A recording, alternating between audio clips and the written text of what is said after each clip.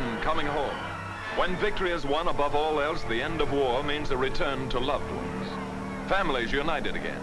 Husbands and sons back once more to stay, safe. Is this the end of a story? Some might think so. But it's only the beginning of this one. And like most stories, there are two possible conclusions. One happy, one tragic. We have written no ending. You, the audience, must decide how the story will end. The scene is our own USA, and it begins in November 1918.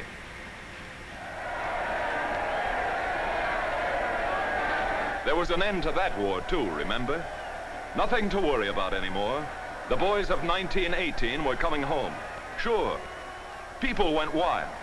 Wasn't it wonderful? Men marching back to jobs, to prosperity. Yes, indeed, nothing to worry about anymore. The war was over. But in 1920, as farms and factories turned from war to peace, merchants with poorly stocked shelves bid against each other for shares of the new peacetime goods.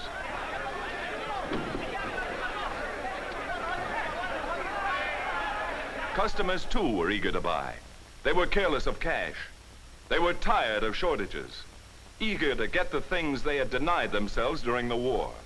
They bid against themselves. Prices were bid upward, and the farms and factories worked overtime to make quick profits out of the new orders. As prices rose, merchants rushed to reorder to beat the next price rise. As the prices food dealers paid for their stocks went up, so did the prices they charged their customers. Orders came faster than could be filled. Merchants ordered more than they needed to make sure of getting enough. Factories stepped up production, and the wild bidding for scarce supply shot prices up still higher. Sugar hit 26 cents a pound. 2 years earlier, it had cost only 10 cents a pound.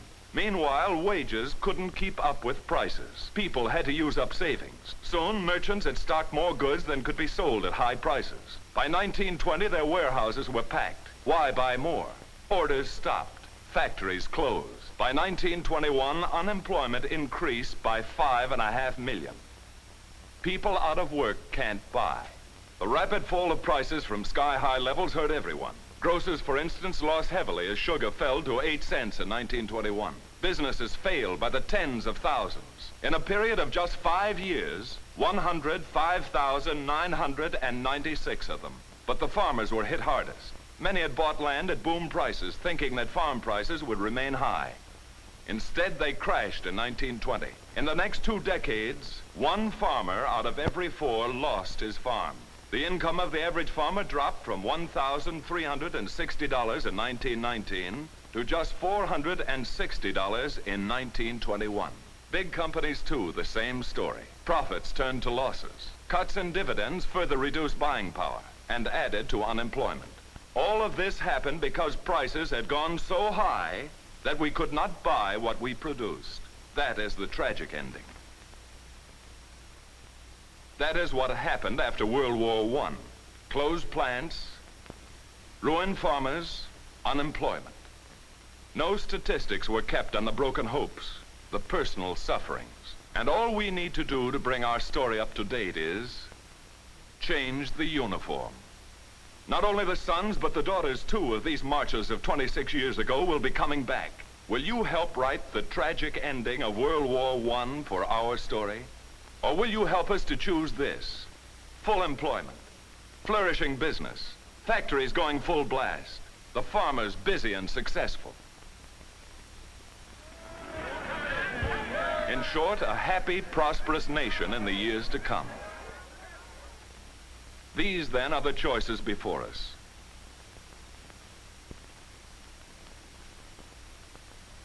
A decision you will help make for the nation in the critical months to come. And here is Mr. Charles Trowbridge, who is one of the many thoughtful Americans who are concerned about this problem. I've been doing a little thinking about this problem of keeping America busy and prosperous. And there's one thing in that lesson of the last war we've just seen that stands out in my mind. That's the danger of runaway prices. If we're going to have jobs and prosperity after this war, one of the things we've got to have is stable prices. Last time we let prices get out of hand. with tragic results.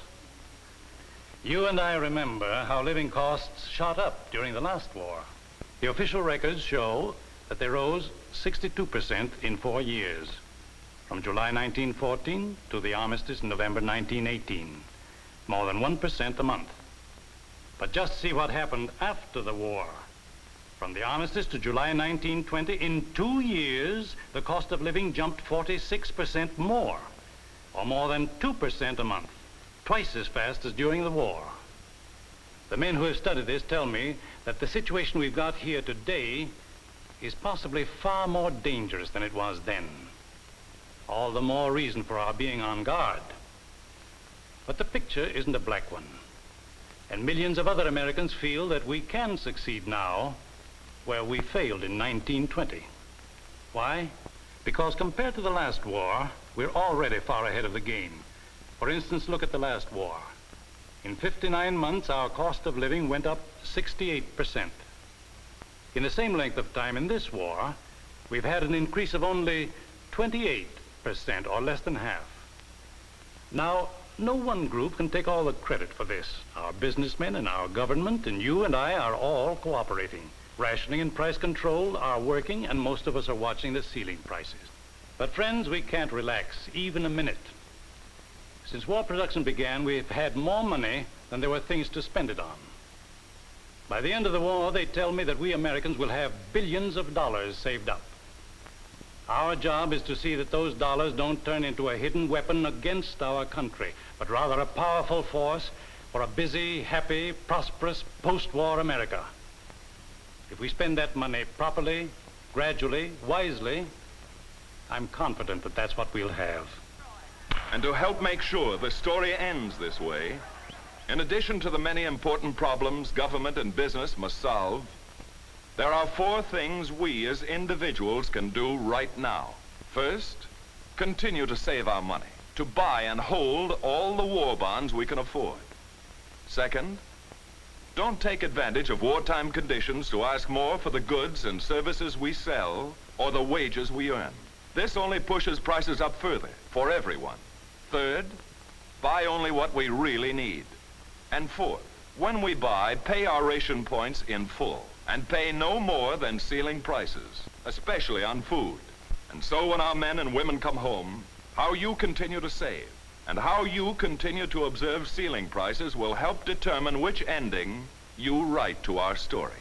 Will it be this, and this, and this, an ending of tragedy, or will it be this, and this, and this, the happy story of a prosperous post-war America we